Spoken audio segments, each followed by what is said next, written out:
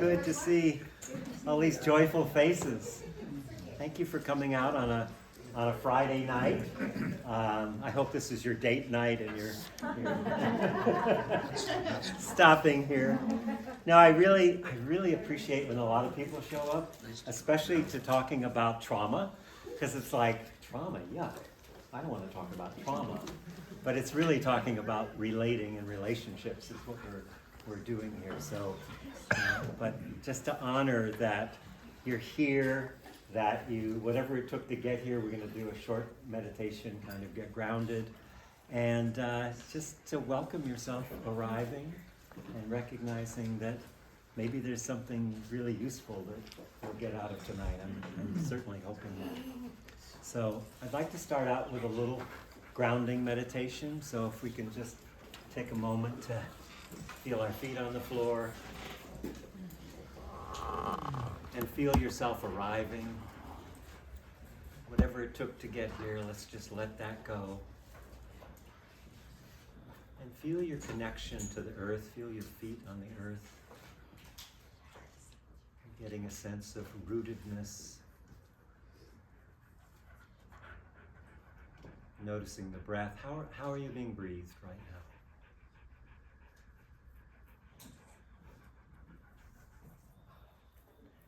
And allowing the out-breath to be a little longer than the in-breath, which helps us to go into the inner body.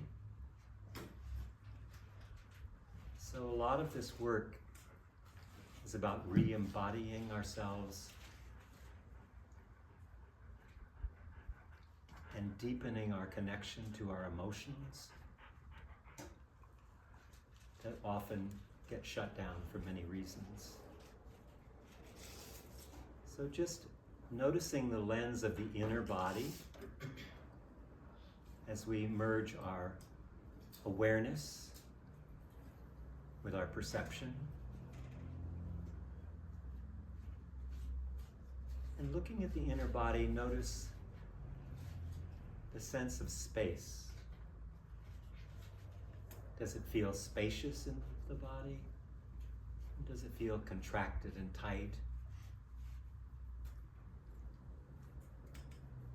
And in that space, of course, there's many movements, which mostly are automatic. But to deepen the resolution of our awareness and begin to notice the little micro movements in the hands and the feet and the face. And then there's some places where there's tension. And just allow yourself to feel the tension. Connect with that, particularly chronic tension, which is a telltale sign of trauma, which we'll be talking about tonight. And also noticing any numbness, places that I can't actually feel very well in my body. And not to do anything with that, but just noticing, again, using the out-breath as a way of calming, down-regulating.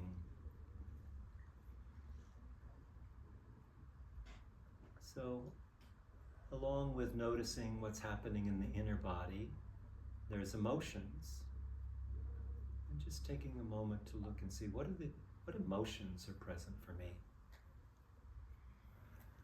Maybe I don't feel any. Maybe it's joy, compassion, love, fear, anger, shame, sadness, grief.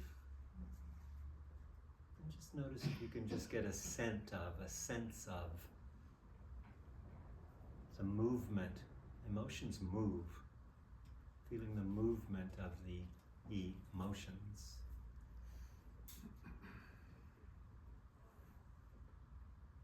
And notice that some of them are quite familiar and some of them are distant. They don't have a passport. We don't allow maybe anger or sadness or grief. Just bringing our awareness the emotional field, and then noticing the state of my mind. What's happening in the chat room? Is it calm and spacious and still? Or is it busy and grasping and making to-do lists and wondering what's going to happen?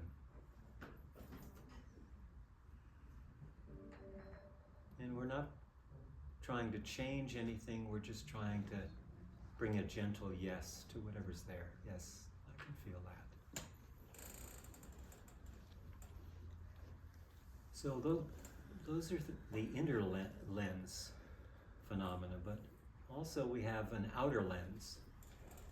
We both play on the same screen, but then there's the neuroception, the state of the room. And just noticing, do I feel safe here or not? Can I feel into the room, the mood of the room? Just allowing myself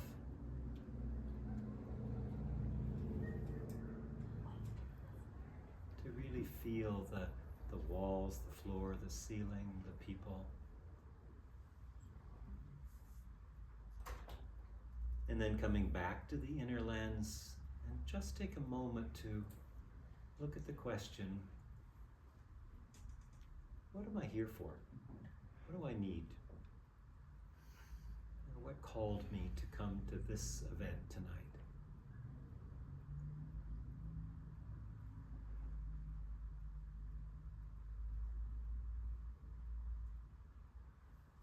Yeah. Just let that settle. Taking a few deep breaths together. Maybe a little sigh, a couple more. Nice group sigh. Lovely. And then softly open your eyes. Yeah. So welcome everyone. It's really good to see you all. Good to be here with you. So we're going to talk about trauma healing as a spiritual path. So we need to define a few things before we get there. First of all, my background, I'm kind of a trauma poster child. Those of you who have been in groups know that my parents were at Pearl Harbor, a fighter pilot in a women's Air Force right in the bombing. Didn't do too well for being born in between two atomic bombs. My parents were pretty much absent. At 2.5, I found my mother hanging. She committed suicide. I've had a lot of big trauma. At 7, I found my dog hanging. And in my late 20s, my wife was murdered. And it took 42 years. And just last year, they finally put the person in jail.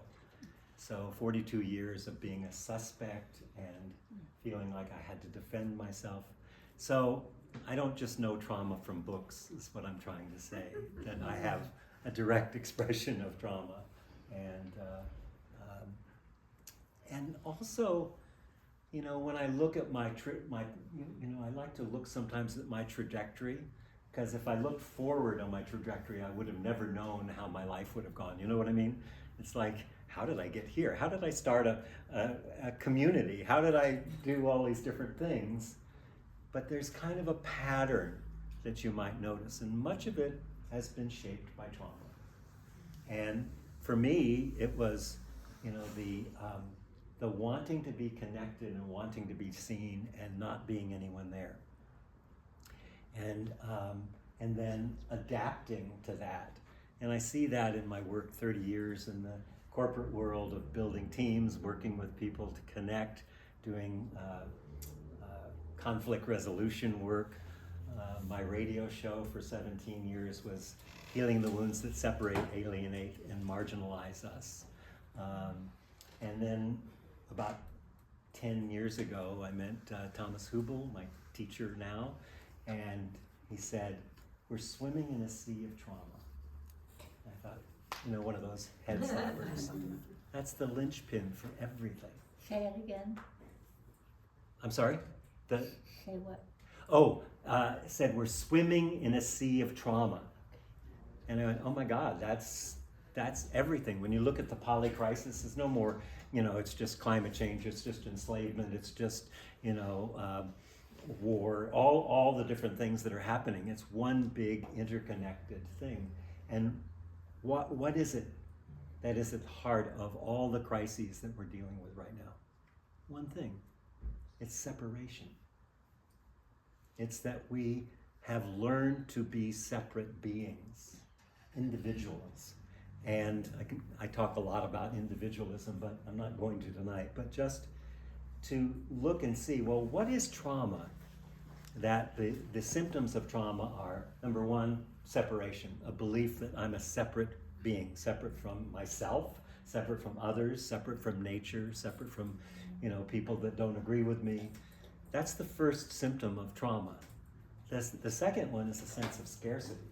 You wouldn't think that, but it's like not just not enough money, not enough time, not enough good people, not enough lovers, whatever it is, it's just not enough. The third symptom is a break in space-time. What does that mean? A break in space-time means that my trauma, which I'm going to explain what that is, keeps me in what I call aftertime. In other words, when I get triggered, I'm triggered into something from the past.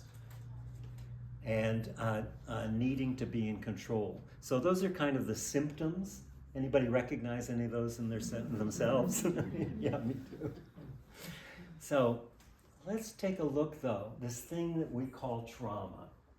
We have a belief, mostly in our culture, that trauma is something that's bad, that it's a dysfunction, that it is stopping me from being my highest self, and all kinds of other negative things about trauma.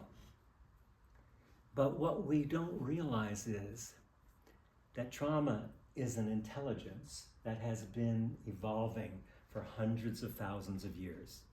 It's an intelligence that's built into our nervous system, and it's been supporting us for millennia. So that in an overwhelming situation, when it's too much, particularly in attachment time and early childhood, when it's too much, then it fragments a part of us. It separates us from our experience. So we have, let's say, there's many kinds of trauma. There's ancestral trauma, there's attachment trauma, there's collective trauma, there's historic trauma, there's geographic trauma, there's all kinds of trauma, and we're swimming in all of it. And every day it's affecting us. And it's dictating the direction in which the world's going, which is not in a great place right now. And so trauma is not the thing that happened. This is really important to recognize. We think of trauma as an event that happened or is happening. It's not.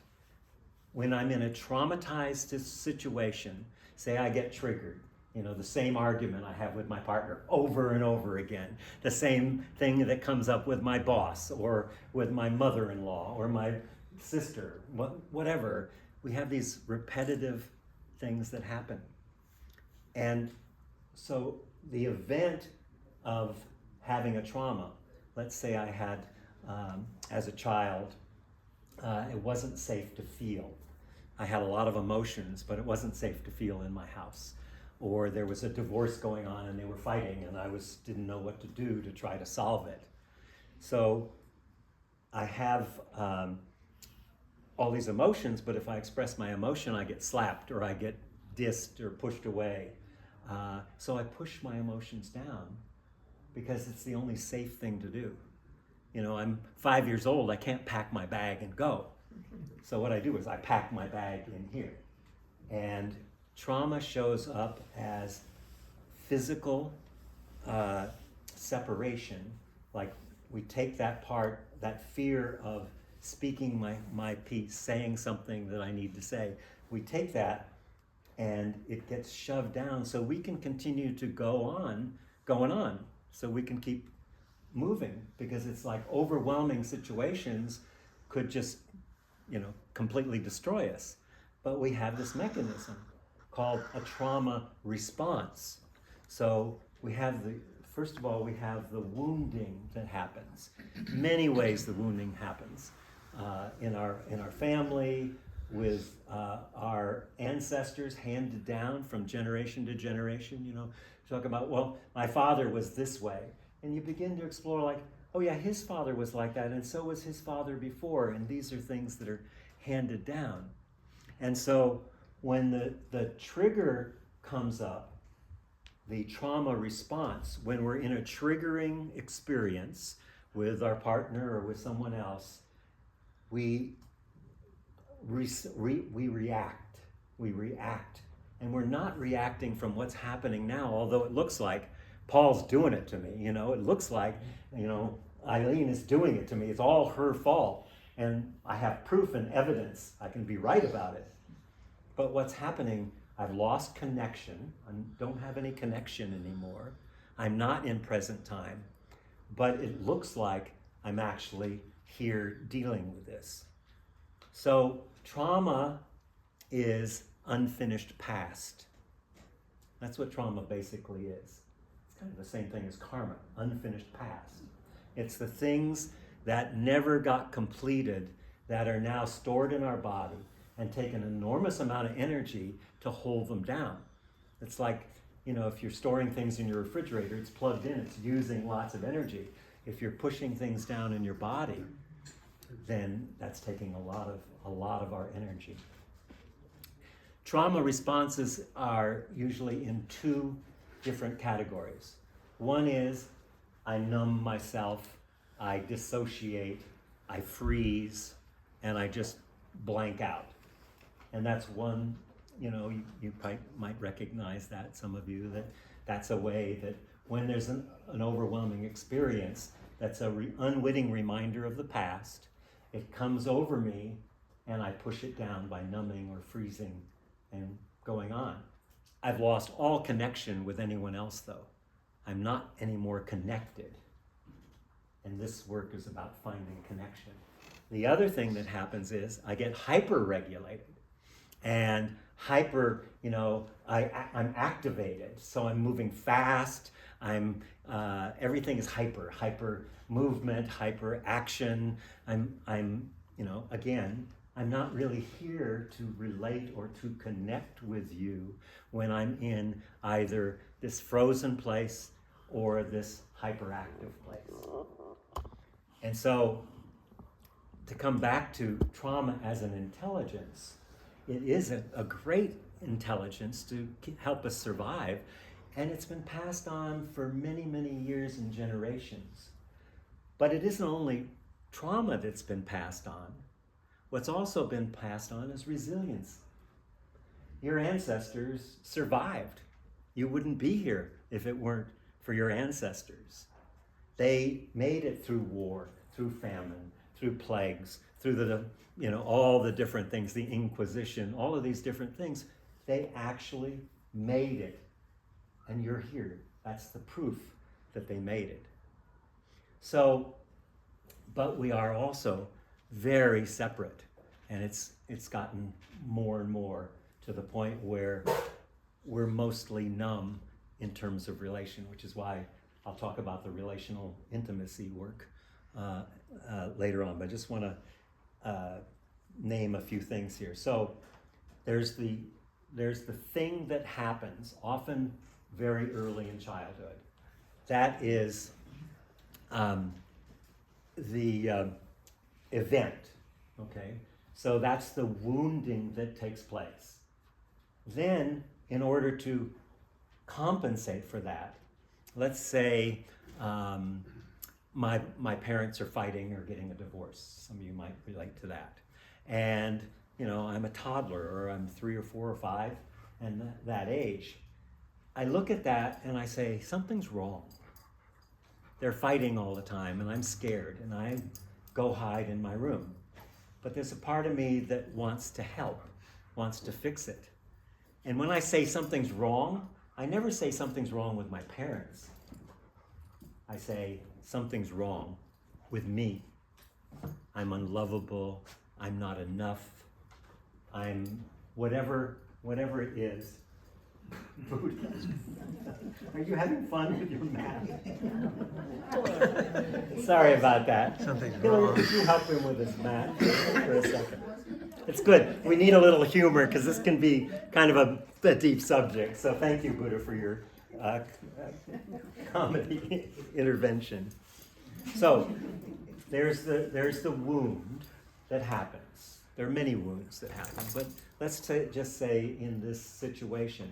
So I'm scared, I'm pushing it down, I feel responsible, I feel I'm doing something wrong because my parents aren't getting along. So I then adapt. So there's the wounded child, then there's the adaptive child. So what do? I become the nice girl, I become the helper, I become the fixer. And I might be 3 or 5 or however old I am, but I fall into that role, that adaptive role.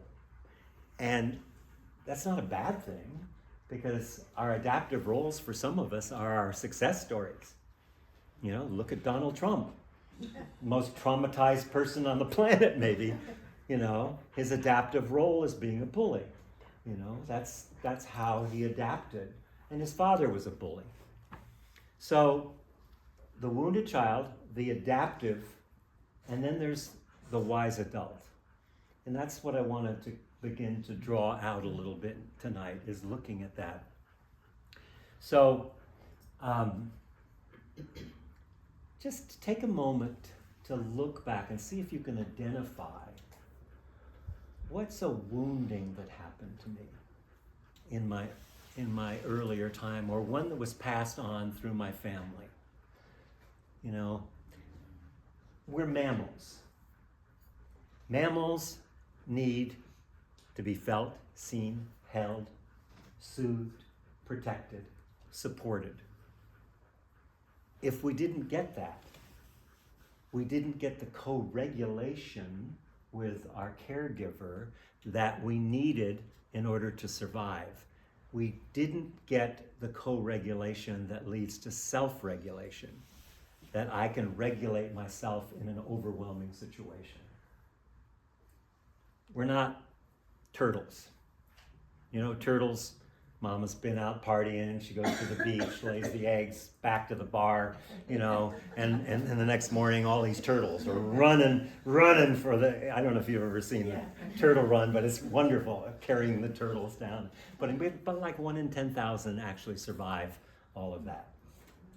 But we're not turtles, we're mammals. Mammals need to be felt, seen, heard, held, all of that. If we didn't get that, we haven't gotten the ability to fully self-regulate in a situation. So what happens in a triggering situation? My sense of connection, my sense of relatedness, my sense of I see you, I feel you, feeling me, feeling you, which is part of the work that we do in the workshops. I'm gone. I'm completely in my adaptive child. The 5-year-old, the 3-year-old, the 7-year-old that made a decision. And these woundings are very time specific. You know, if you were wounded at 3, then we have to go back to the 3-year-old or the 5-year-old, or bullied as a 12-year-old, or whatever happens. So how does this work in terms of what I call integration? So, because these things are in our body, they're in our emotional system. And so there's another, you know, this is the heart of the work that I do with people, is when we get triggered, to learn how to stay in our body and stay in our emotions.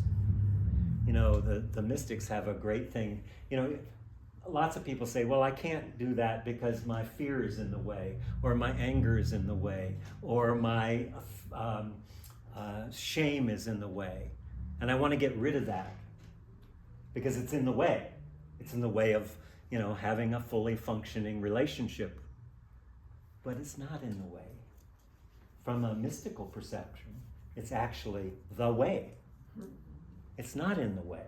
It is pointing right towards, this is where I need to feel my feet on the ground. I need to feel my body, my inner body. I need to reconnect and then have a relatedness. Because when you're getting triggered in your wounded child, you're getting triggered in the adaptive child part, you've lost contact.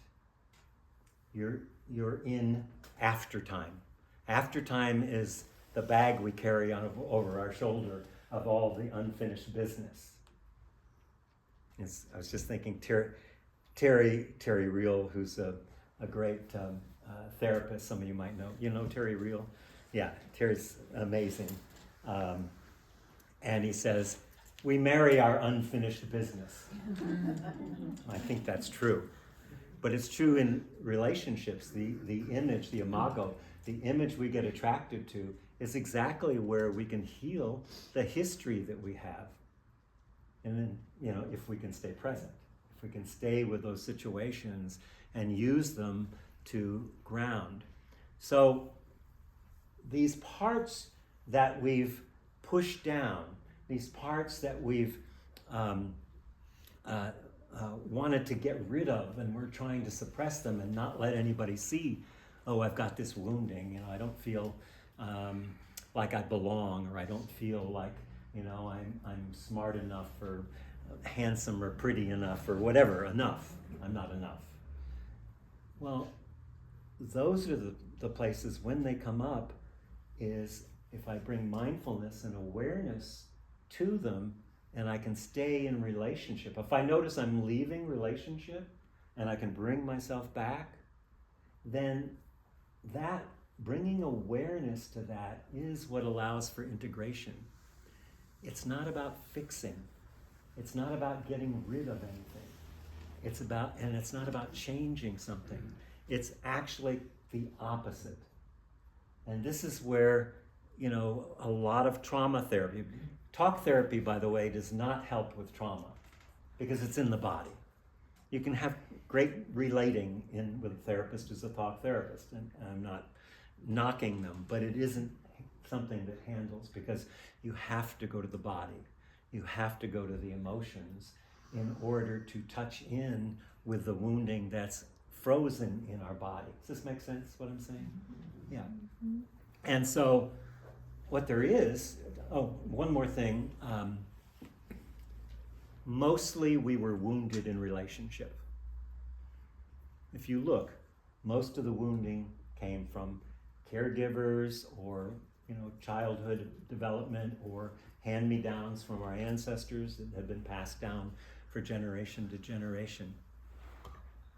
So the place to heal is not in a dialogue with one person. It's really why I do circles, is because I can be felt, seen, heard in a safe space where I can then find that wounding, that part that I suppressed, that I denied, that I pushed down, and I can allow myself to feel that. And as I feel that and bring awareness to it, and somebody sees me feeling that, and I share, I just had this insight that, I never felt loved, and my brother was always more important than me, and I hate my brother, it's, whatever, telling this story. And then I begin to feel that loss of, I was the king until my brother was born, and then I was left out. Trauma is so subtle. It's so subtle. Let's say I'm a toddler, and there's a dog. Oh, there is a dog, just like that dog, right? And I'm like 2, I'm a toddler, and I'm curious, right? And I'm looking up, and I'm curious about the dog. And I'm scared, and I run back to my caregiver and jump in her lap, or his lap. And one of 2 things happens. Come on, grow up. You're 2 years old. That's Fido, our dog. Don't be such a child. I'm 2 years old. Don't be such a child. Anybody ever have this said to them? And so the child goes, something's wrong. Something's wrong with me. I'm scared, but I'm not supposed to be scared, so something's wrong. Or the child can go over to the dog, touch the dog, come back and jump in mom's lap. Mom says, oh, sweetheart, come here. Come here. You know what? You know what? I get scared sometimes too. And it's okay to be scared. Oh, now I can play with the dog. And I go back, and that allows that integration. Subtle. They're very subtle ways that we get traumatized, and it shapes our entire life. And it keeps us separate.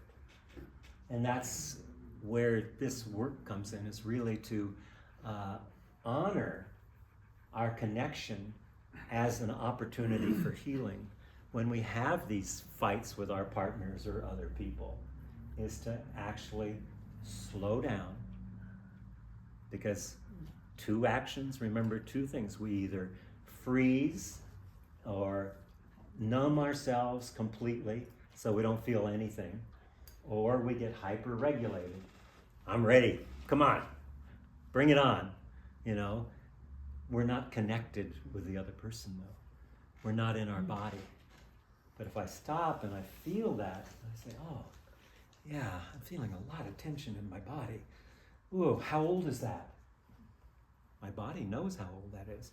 My body says, oh, that's 3 or 4 years old. And I look at that and I go, my automatic response to this situation is a 3-year-old. And believe me, I worked in the corporate world for over 30 years. I've seen more leaders and CEOs turn into 5-year-olds like that.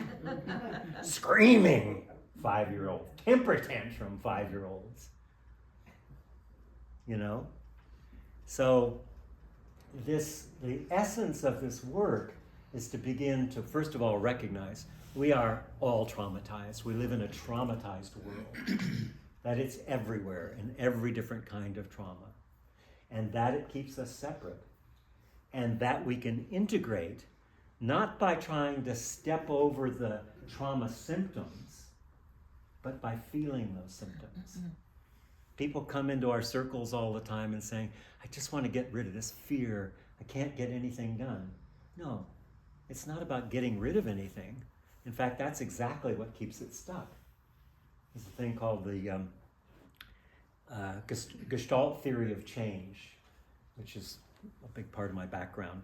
And that says that you don't change things through effort or through trying hard to make them different or change them. You change them by actually connecting with what's happening and deepening your awareness. And in that, the conditions change. And in that kind of presencing that happens, I can then, I can be with that, and it becomes history instead of destiny. When I can actually feel the trauma when I'm in the middle of a trauma and I'm about to rage, I go, wait, how old is this? This is my 5-year-old. Okay. Now, what's going on here?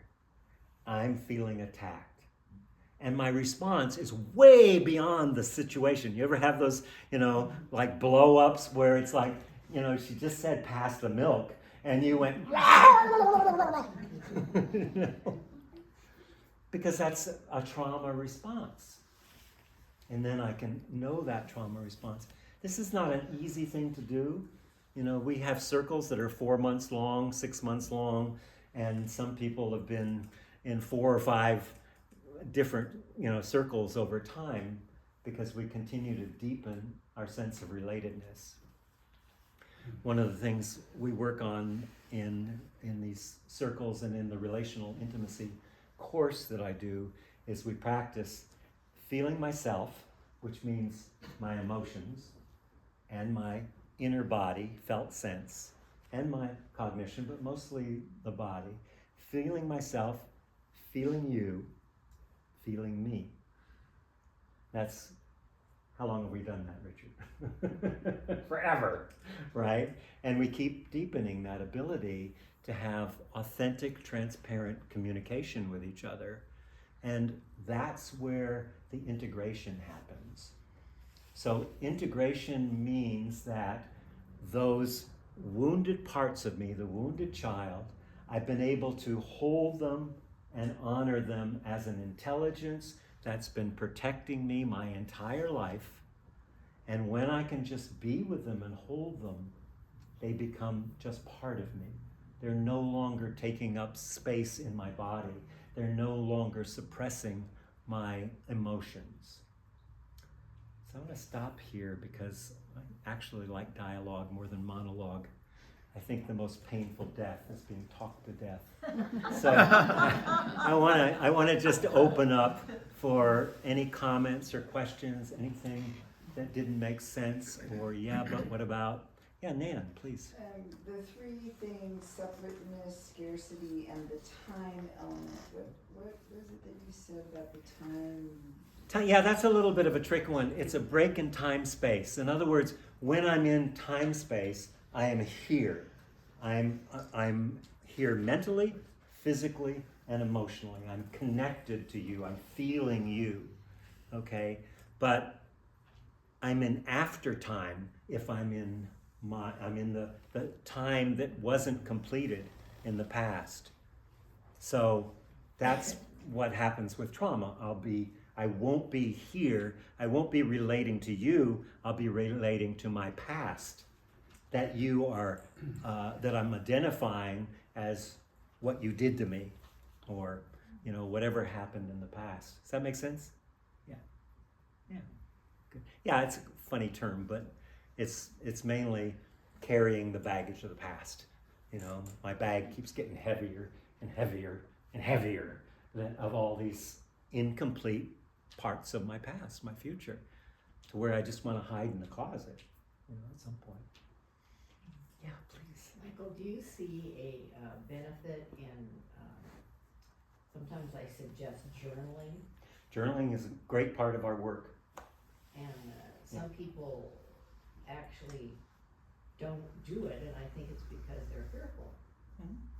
Do you think that's accurate? Oh yeah, absolutely. I think it's very accurate. It's not only not doing the journaling, not meditating, not contemplating, not turning to prayer, all the tools that we use in here. We have the relational intimacy course coming up, and that's about rehabilitating our ability to feel each other and connect with each other. And and it's coming up the 6th and the 8th. Let's talk, well, any other questions first? I wanted to talk about how this impacts our sense of relatedness. So, doesn't matter whether you're in a couple or dating someone or just friends, whatever. Let's see, what was I going to say there? Sorry, having a senior moment. Hang on. Yeah, please. Yeah, I love what you're presenting, Michael, in the framework and those three things. But I'm also thinking about you could be in the present moment, presencing, connecting, but also under maybe a identification with who you are at that moment, and I wonder where that fits in. Like I approach this moment. I'm a Californian. I'm a wife. I'm a mom. Like these things are not real. Yeah. They're constructs, and so where does that fit in with your?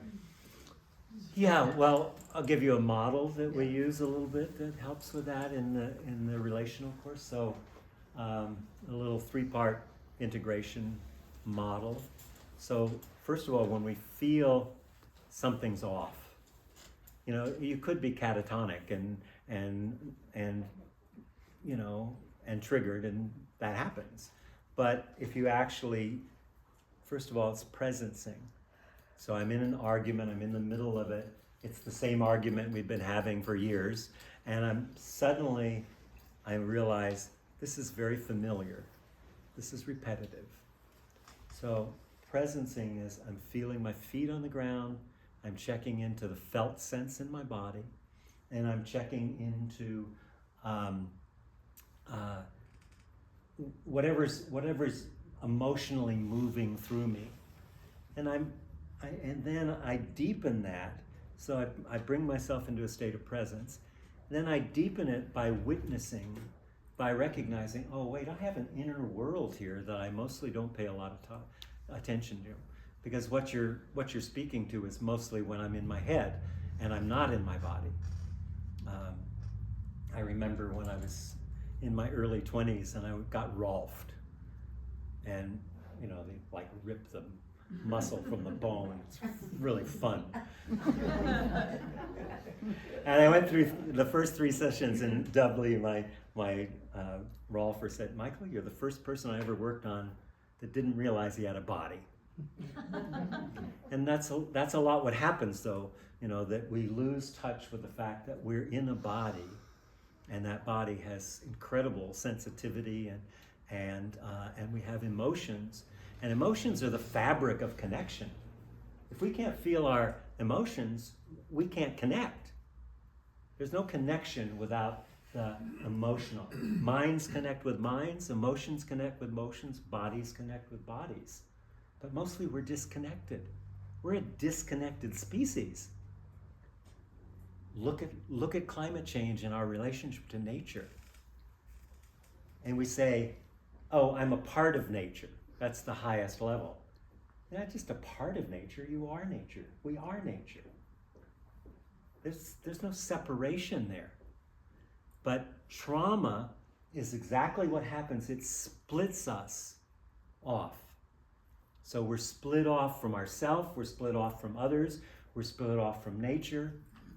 And I'm not sure if I'm answering your question still because I've forgotten what it was, but remind me.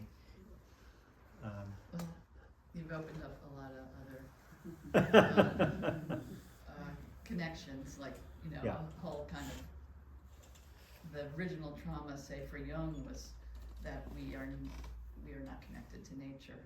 We're no longer the original human species. We have all this junk that we're carrying. So yeah, I hear that. But I think you did answer it by that the labels that you call yourself aren't real, and the only thing that's real is what's happening physically in your body. In the moment. In the moment. In the moment. This is the important thing. In the moment. So presencing, witnessing, I go deeper, and I increase the resolution of my inner perception of my body and of my emotions. And then what do? I embrace the what's so of it. Mostly we go, I don't like it here. I want to be in the ideal place. And wanting to be in the ideal place keeps you in the not ideal place that you're trying to get rid of. So awareness is what allows us to integrate. By the deeper we can bring awareness, and again, it's so much easier with other people because we were wounded in relationship, we heal in relationship. When we are in circles, we have 12 to 18 people in a circle for over 4 to 6 months, and somebody will say, oh, I'm just seeing this about, you know, how I blamed my mother for this, and you know, actually I realized she was beaten or whatever it is, and I recognize it, and I share about that tender part of me that was in this push-pull with my mother, and then I say, anyone else know this? And everybody's hand goes up, right? It's like, oh yeah, I'm not alone in this. I'm not alone in my feeling alone. I'm not alone in my feeling separate. I'm not alone in my feeling rejected, unlovable, whatever the story is that you made up. The healing is in connection, presence connections. So we're grounding ourselves, coming into our body, presencing. We're witnessing by going deeper into it and really increasing our capacity for felt sense. Because the felt sense is the most important part of it. Just take a moment right now. What's happening in your body? What happened when I said, meet someone that you don't know? What happened in your body? And when you met them, were you in your body? Or were you just talking? Mostly, even if it's the grocery clerk and we say hello, notice that mostly we're not in our body. You know, the head has had a coup over the heart. It's been going on for a long time. So to get back into our body, to feel with each other, to feel each other, to actually take the time to feel someone. Like I said, in the work that we do, feeling myself, feeling you, feeling me, we have to keep deepening our sense of presence. I wanted to, can you give me a flyer for this event? So I can remember what's in it. It might be in my bag in the red thing. Yeah. What we're doing today? What we're doing today. I'll just pick this one up. I forgot what I promised you, and I want to make sure I keep my promises. Okay, so let's see. From struggle to avoidance to cooperation and compassion. So that's the model that helps to integrate, to allow for that. But I wrote down here a number of things that really show up in our programs, and I just want to say something about them. So, are you interested in transforming fear into love? Yes. Yeah? Sure. Yes. Okay. Of course. So, in this model, all you got to do is allow yourself to deeply feel the fear that's there and honor that it's an intelligence. It's not a brokenness. It's not something that, is dysfunctional. In fact, it's a function of intelligence that's been protecting you your whole life, and probably through your ancestors in many cases. So when we practice presencing, it opens us to real love. And for me, love is presence. So it's very connected. The deeper the presence, the deeper the sense of love. From separation into connection. So when I begin to discover how much I keep myself protected and separate, when I really honor, what is it that keeps me, I'm feeling fear here in my relationship. What is it that keeps me separate? And then I have a conversation about it, I talk about it, I feel that sense, this is really old. I felt separate from, before I could talk. Maybe in utero we got that. I mean, lots of things happen. Your brain develops in that 9 months and the first 6 months is mostly how our brain connects and develops in that period. Turning anxiety into grounded presence. Again, the same thing. When we can slow down. The state of the world right now, we're in a field of anxiousness, anxiety. What's going to happen? There's so much stress and so much anxiety. And we've already pushed down so much stress in our life. So the way to deal with it is I feel it and I feel it with someone else. So I increase my ability to self-regulate by co-regulating with others. Does that make sense what I'm saying? Yeah. Individualism into cooperation. This is a huge thing, this individualism. And it's very much related to the adaptive child. We could use Trump again, maybe. So individualism is great for dominance, for building an empire, for starting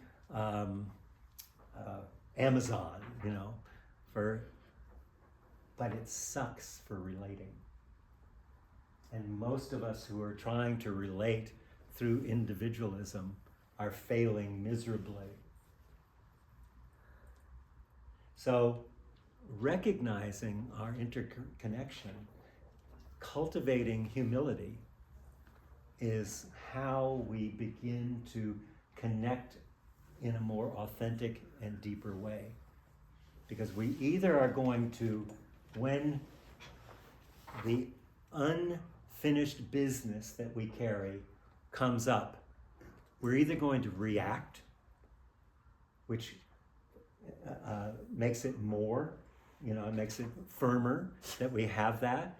So reaction is a sign of trauma and trauma response.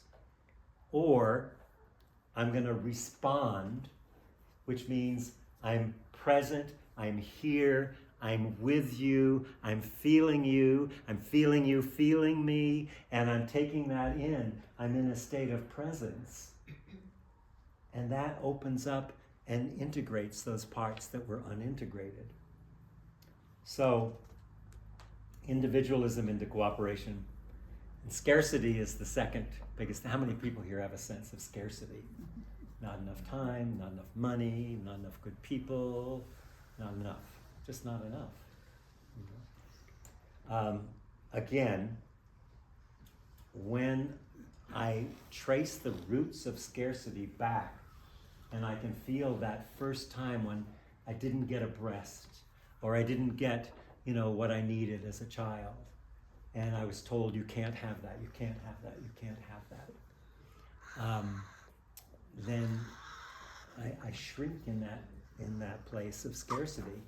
Whereas my natural connection, if I'm walking in the woods, I can be resourced by the trees, by the earth, by the things around me, and recognize, whoa, there's total abundance around me. I'm surrounded by abundance. Why can't I pay my rent? But it's because of the separation that keeps us like small and like there's just not enough.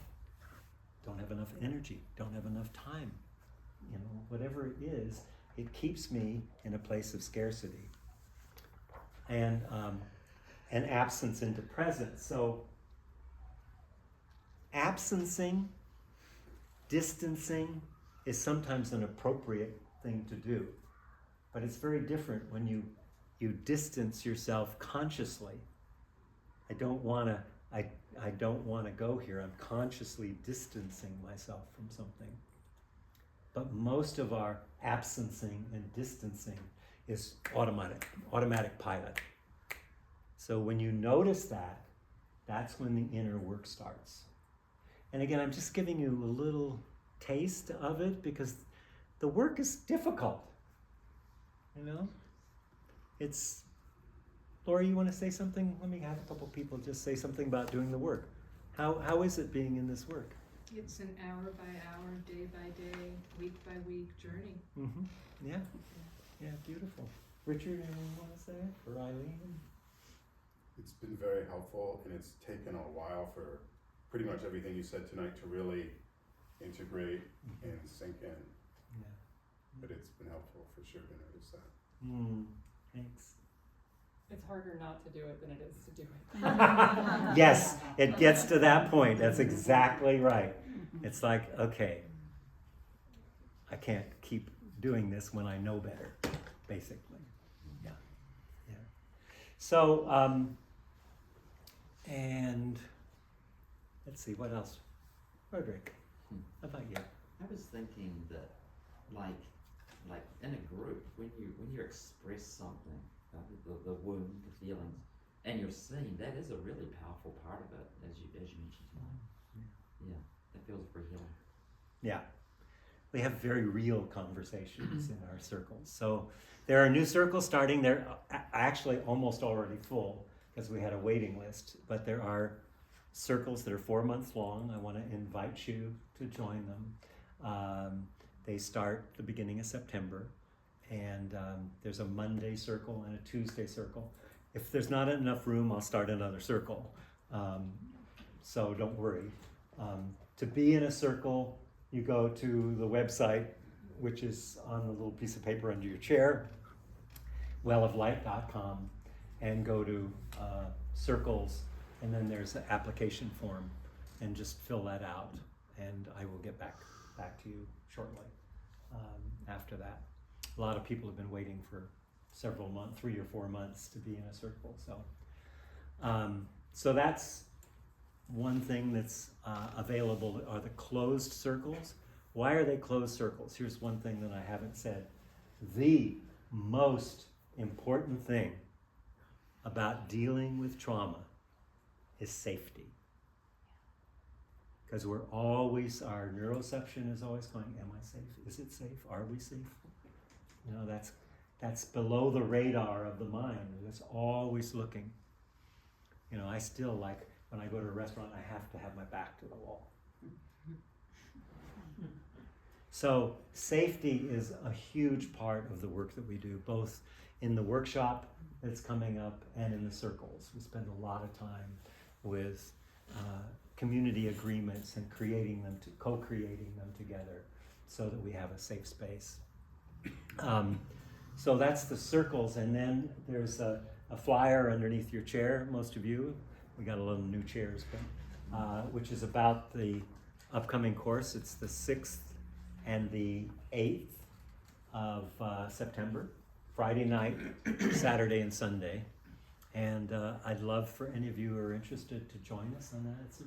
It's a very fun workshop, and lots of play. And my friend Yvonne is going to be there doing Qigong to keep us grounded, which is really exciting. She was with us last time, and it's amazing. So it's a beautiful dance that we have, that we do together in the relational intimacy. Yes, Marilyn? So if you want to register while you get the early bird price, is that through your website as well? Yes. Okay. Yes. You can tell us tonight. The deadline for early tickets is tomorrow night, actually. So it's a good thing to tell you that. Yeah. So it's $295 early, $395 for later. Another bonus that I'm offering, this is a special bonus, so listen up. If you join the relational intimacy workshop, I want to talk a little more about that too, about relationship in general, but if you go to that course, you'll get the first month free of the 4 months, the first month free of the 4 months, which is it's a sliding scale, 200 to 150 a month for the circles. So so let's, again, I'd love to deal with any questions or anything you want to deepen that's going on for you. Anybody got? Can you talk more about trauma as the spiritual path, like specifically? Yes. Like Yes, thank you. on the spiritual path. That's what the whole thing is about, isn't it? Thank you for reminding me. Another senior moment here. Yes. How is trauma a spiritual path? Okay. It's really, for many years I was on the faculty of the Shift Network and taught shamanism, but also was the creator of the Shamanic Wisdom Summit that I did for 5 or 6 years.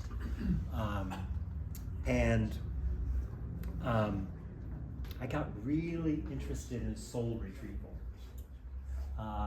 And I learned how to do that, and I did hundreds, maybe, 1,000 over the years, soul retrievals. But it was never satisfying to me because I'd have people have amazing results, but then a week later the same shit was happening. And I thought, this is great, we're touching on something, but it's missing. But when I looked at the mystical traditions in general, how did they deal with trauma? Well, first of all, they did it in community.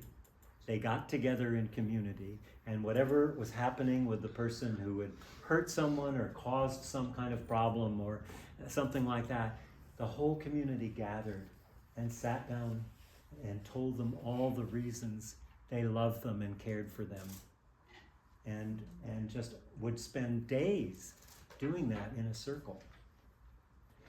And the other part of it is they would always go to the part that was the resistance, that was the unwanted piece, and say, this is where we need to go.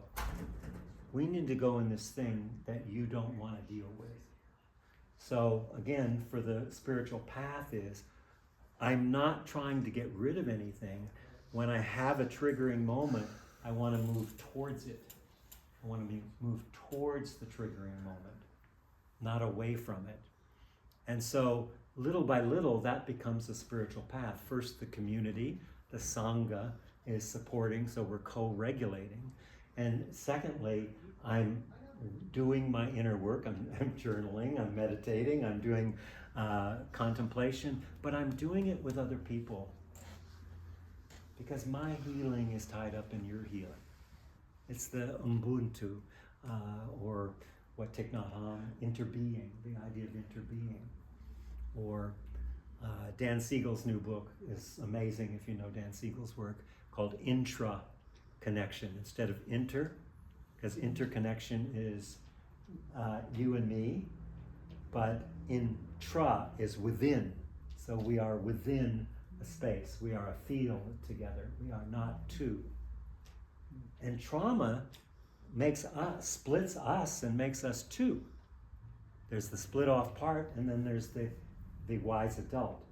So just to go again over that part, there's the wounded child, the wounding that happens, the wounded child, and then there's how I adapted. How did I adapt? I looked at my family, and I'm living in a kid's view of how adults are supposed to be. I take on, if my parents are fighting, there's a good chance I'm fighting with my partner.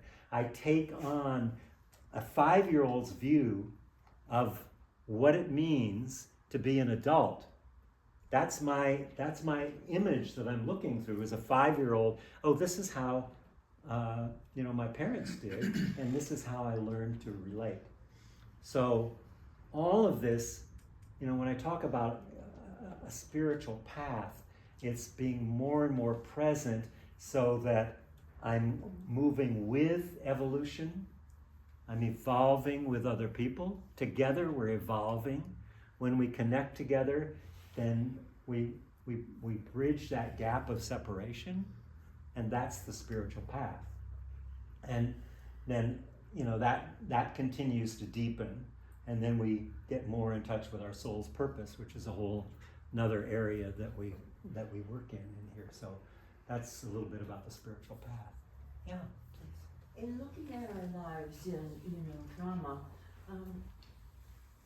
is there one particular incident that may be more traumatic to us as humans, or children, than others? How are we to identify that traumatic event?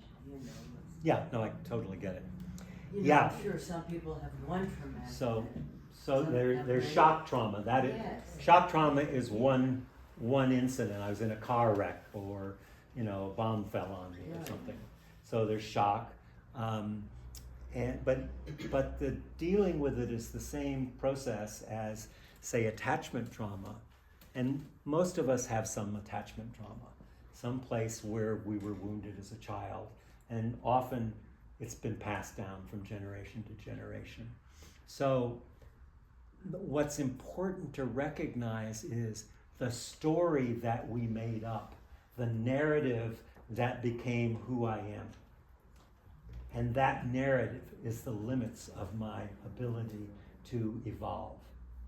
So that's I'm as big as my circumference of my awareness in connecting with other people. And so the more I can bridge that, the more integration happens naturally. Much of our trauma was pre-verbal or ancestral, but it doesn't mean we can't integrate and heal it, because we're working with the wounding part and the adaptation. So that's why I distinguish between the wound and the adaptation. This is how I need to be to survive.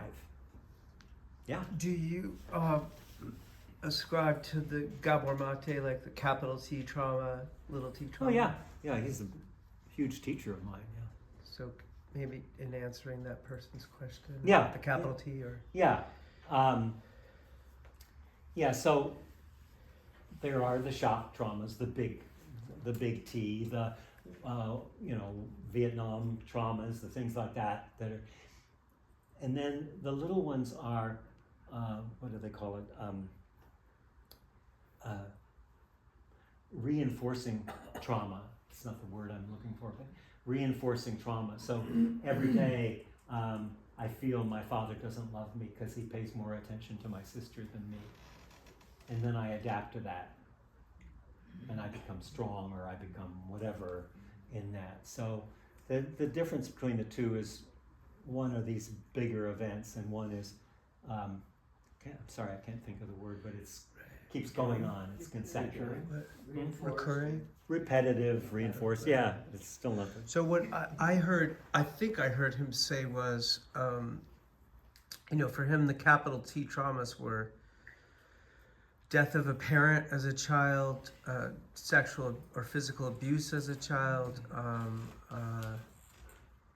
There's like a short list of those that he calls capital T. Yeah, I don't know that. No, okay, yeah. All right. There was something though.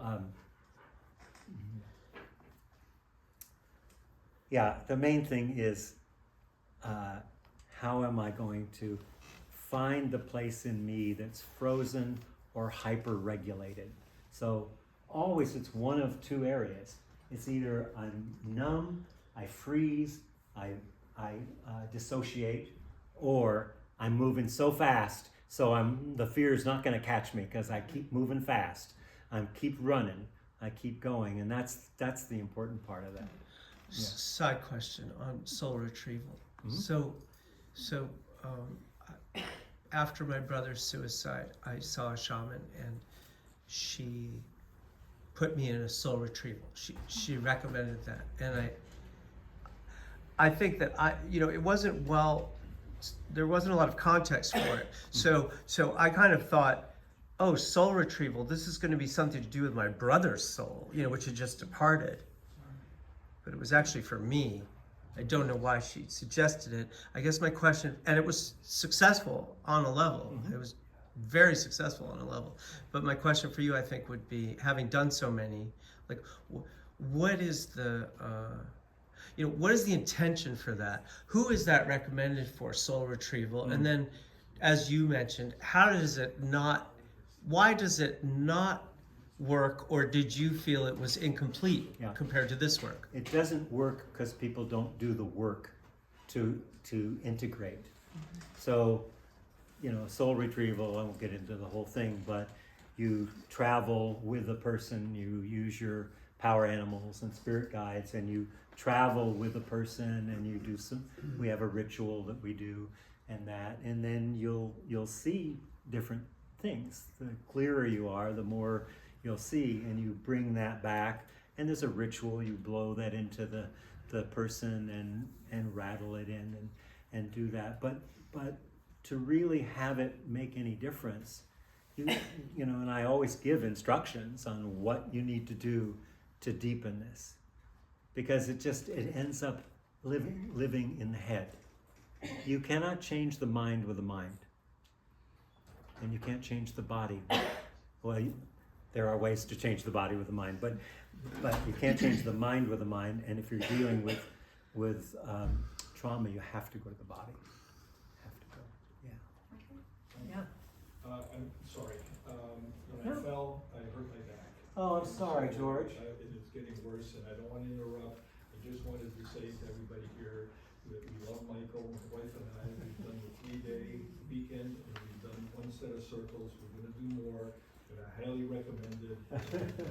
And, you learn I'm things about sorry. yourself you never knew. Oh, George, I'm sorry.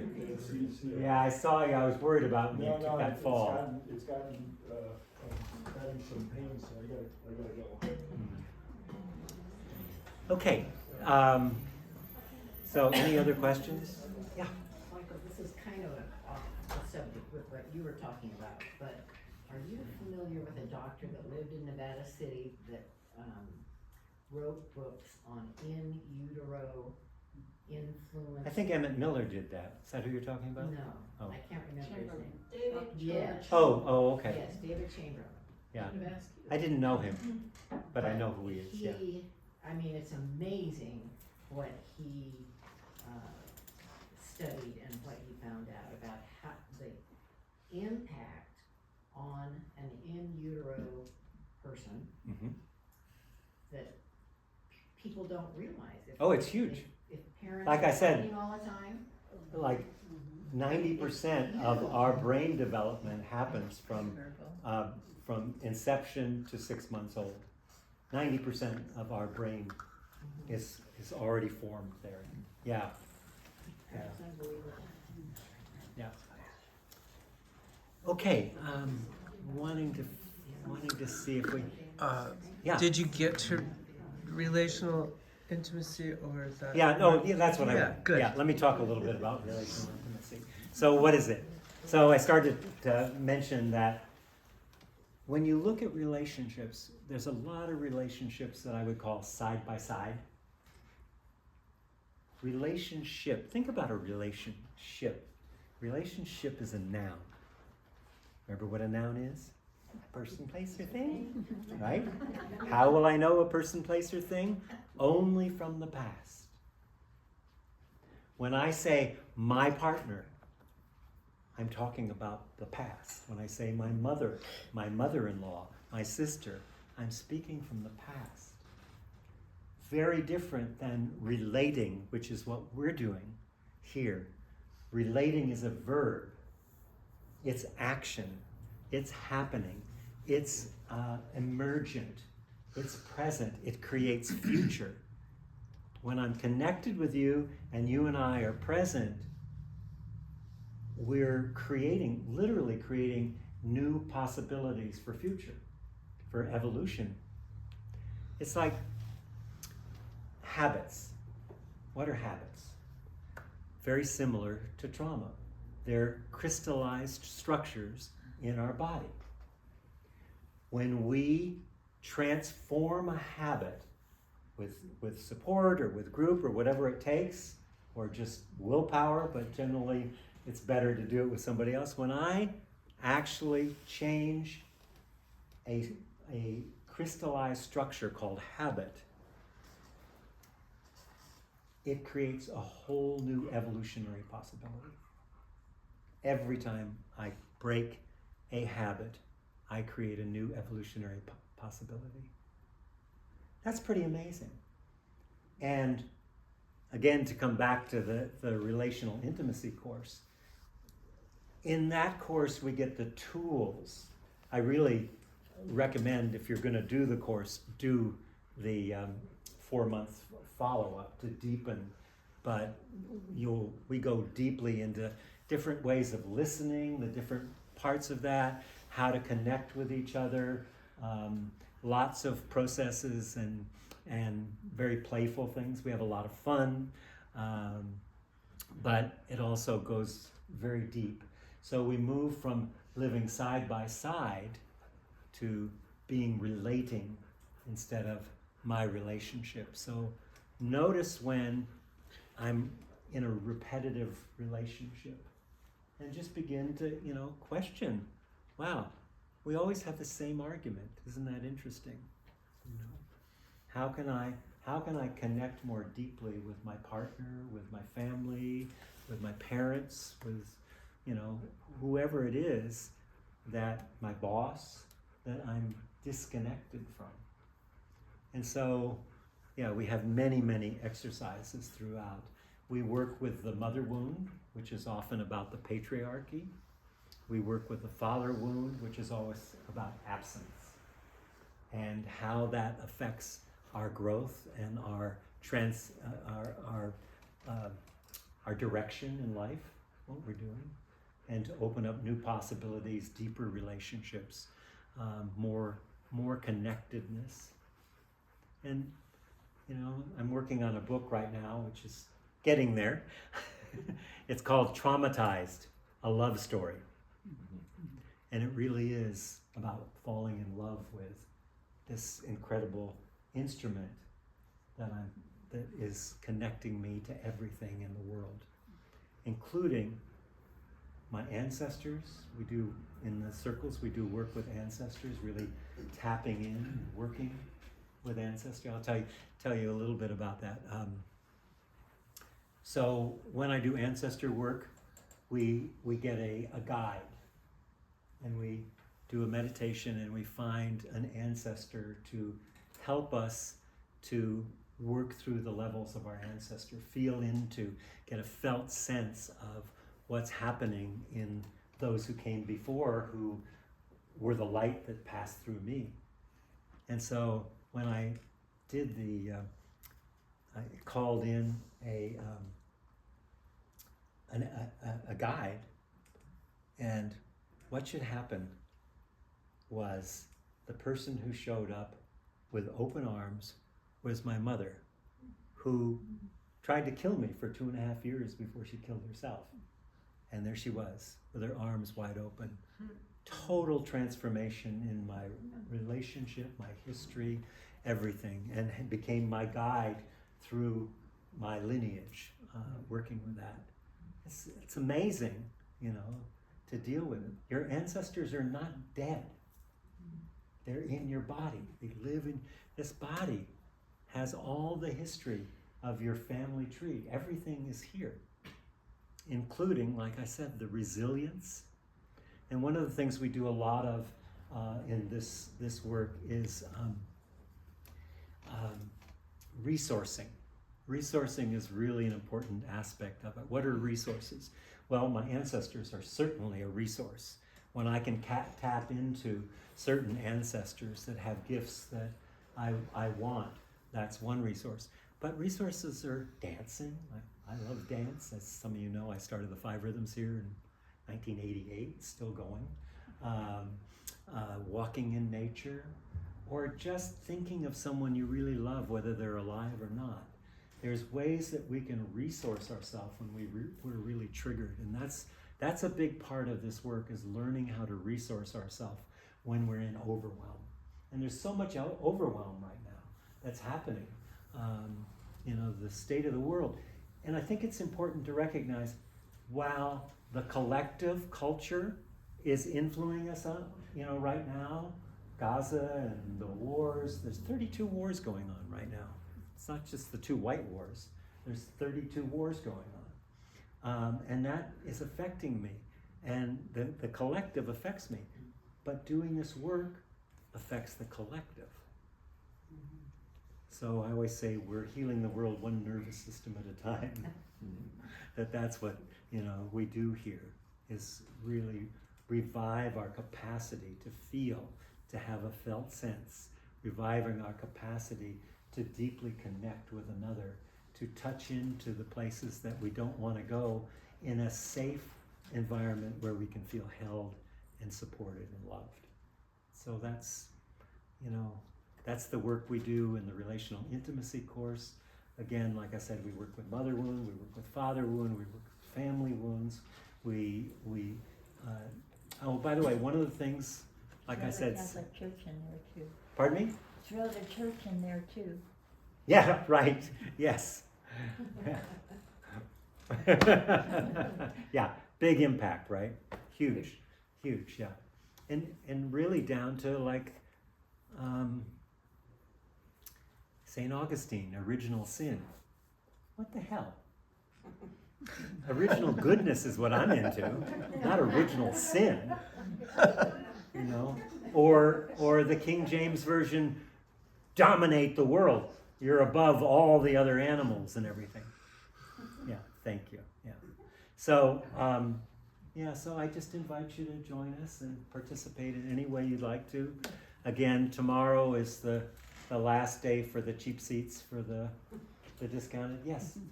I would just like to add that, or express how grateful I am to you and the work that you do and the tremendous impact it has had in my life. I would say the power lies in that circle. You can be seen and you can be heard, not as your image out there, but as your true authentic self. And that's something we can't find in very many places. And it's safe to be vulnerable. It's safe to express those things that we don't usually have a place to express. Hmm. So thank you, that's Thank why you, I keep Teresa, coming yeah. back. Ah, awesome. Beautiful. Anyone else want to say anything about the work? So, have you heard of the Ridwan School in the Yes, night? yes. So you know. I've done the repetitive work with Ridwan School, yeah, years So, ago. the theory of holds has to do with the shock to the pure child, and that wound stays open and our personality gets developed, which is our defensive to not feel that again. And then as adults, we need to heal that by going back into there. So you use some of the same terms. I was wondering if you had done the program. I've done Ridwan work, not particularly with Ridwan, but the repetitive questions, done it on hours on end. But thank you, yeah. And what's the last thing you said? Just want to touch on the language.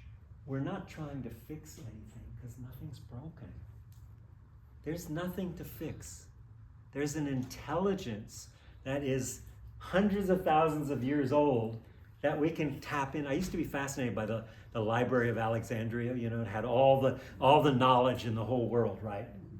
Nothing compared to my body.